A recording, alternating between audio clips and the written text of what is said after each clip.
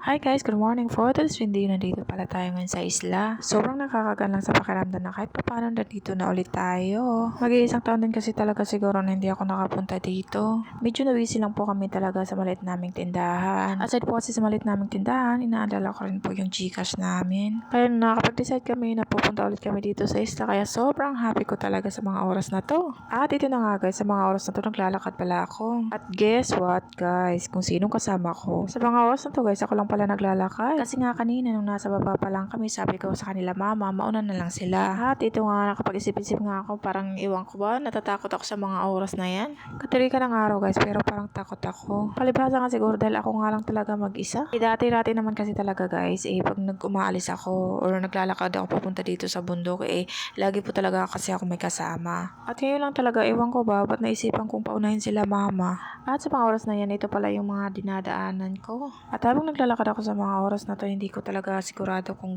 ito ba talaga yung daan. Hindi kasi talaga ako familiar talaga masyado sa mga daan. Actually, hindi lang kasi isang daan dito Meron pang isa sa kabila, meron pa rin dito.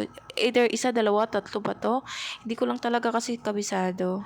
At habang naglalakad ako, palingon-lingon pa nga ako sa kung saan-saan. Dahil sa totoo lang talaga kasi guys, sobrang lito ko na dyan. Kasi nga medyo parang naliligaw nga ako. Ano ba naman kasi hindi ako maligaw? Ikaw gawa nga ng dalawa yung daan, yung sa isa kong dinaanan. So, hindi ko alam talaga kung saan ako pupunta doon. I mean, saan ako dadaan. At ito na nga, habang buraot nga tayo, panay pa rin ako lakad. Kasi syempre, kahit natakot na ako sa mga oras na yan, pinagpatuloy ko pa lang din. Pero inaano ko yung dinadaanan ko. Tinitignan ko talaga guys, kasi syempre kung maligaw man ako, at least may babalikan ako.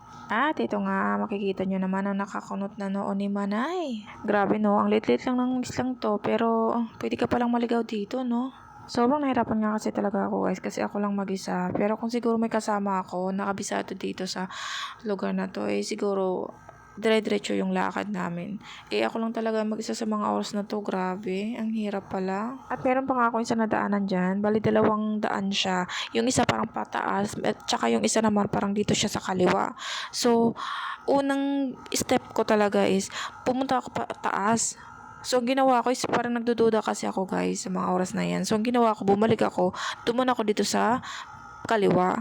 At buti na lang din talaga tama yung decision ko na bumalik ako doon. Kung hindi sana ako nakabalik, baka nakarating na ako ng Villahermosa. Sobrang thank you po Lord na kahit pa paano ginaid mo po ako sa mga oras na yan. At ito na nga, habang naglalakad nga ako, may nakita akong isang daan na familiar sa akin.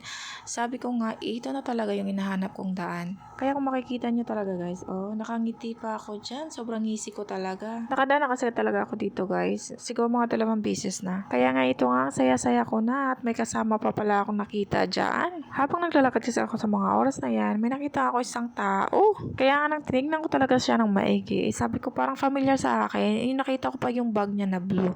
Sabi ko, wala, parang kilala ko tong bag na to. Kaya yun, nakita ko nga tong sila Kuya Marlo at saka si Dudong. Buti na lang din talaga. At ito nga guys, ay haba talaga ng prosesyon.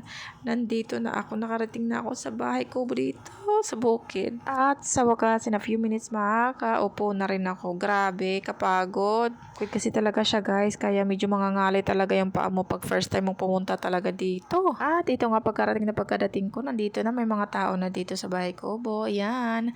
Andiyan na sila Sir Prime, sila Mama, sila Kaloy, sila Ate Ani, sila Kuya To. Ay nako, sobra. Andiyan na sila, kaya sobrang saya ko na din. Nga tong sila Mama, nandito na rin sa gilid. Yan. At ito na nga, in a few minutes, kumain na kami kasi sobrang gutom na ng lola nyo dyan. Saging with bagoong guys, grabe, ang sarap niya sa mga oras na yan. At ayoko pa nga sanang kumain ng bagoong, gawa nga na yung pimples ko. Nga lang, temptation is real talaga. Siya, sige na, babush.